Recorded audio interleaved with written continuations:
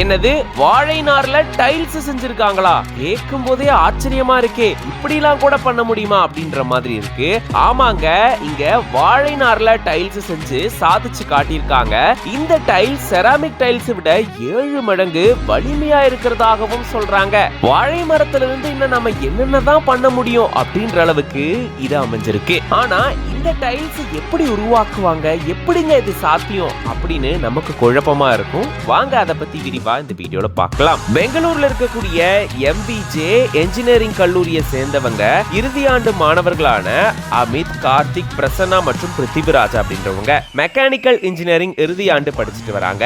இவங்க தான் பாத்தீங்கன்னா இப்படி ஒரு சாதனையை மேற்கொண்டிருக்காங்க. அதாவது செராமிக் டைல்ஸ்க்கு பதிலா நம்ம வாழைநார் டைல்ஸ் கூட பயன்படுத்தலாம் அப்படின்னு சொல்லி வாழைநாரை பயன்படுத்தி டைல்ஸ் உருவாக்கி சாதிச்சு காட்டியிருக்காங்க.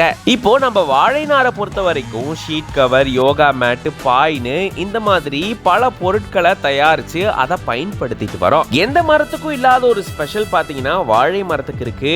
அதனுடைய எல்லா பாகங்களுக்கும் ஏதாச்சும் ஒரு பயன் இருக்கும். அப்படிதான் இந்த வாழை நாரை கூட இந்த மாதிரி பயன்படுத்திட்டு வந்தாங்க. இந்த சூழல்ல தான் செராமிக் டைல்ஸ்க்கு பதிலா நம்ம இந்த வாழை நார் டைல்ஸ் கூட பயன்படுத்தலாம்னு சொல்றாங்க இந்த மாணவர்கள். இதுல பாத்தீங்கன்னா டென்சைல் ஸ்ட்ரென்த் அப்படின்னு சொல்லப்படக்கூடிய இழுவிசை இந்த டைல்ஸ்க்கு அதிகமா இருக்கா. அதாவது எவ்வளவு தூரத்துக்கு இத ஸ்ட்ரெஸ் பண்ணாவோ இழுத்தாவோ இது ரொம்பவே ஸ்ட்ராங்கா இருக்கு மத்த டைல்ஸ் கம்பேர் பண்ணும்போது. அது மட்டும் இல்லாம 1300 நியூட்டன்ஸ் அளவுக்கு தான் செராமிக் டைல்ஸ் பாத்தீங்கன்னா அழுத்தத்தை தாங்குமா. ஆனா இந்த வாழைநார் டைல்ஸ் பாத்தீங்கன்னா 7500 நியூட்டன்ஸ் அளவுக்கு அழுத்தத்தை தாங்குது அப்படின்னு இந்த மாணவர்கள் சொல்றாங்க. இது போக இதுக்கு வாட்டர் ப்ரூஃப் இருக்குன்னு சொல்றாங்க.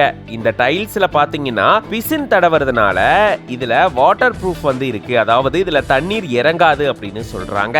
வாழைநாரை சோடியம் ஹைட்ராக்சிடின்ல பாத்தீங்கன்னா ஊற வைக்கிறாங்க. அதுக்கப்புறமா அந்த நாருடைய டென்சைல் ஸ்ட்ரென்த், சாதாரண வலிமை, தடிமன் இதை எல்லாத்தையுமே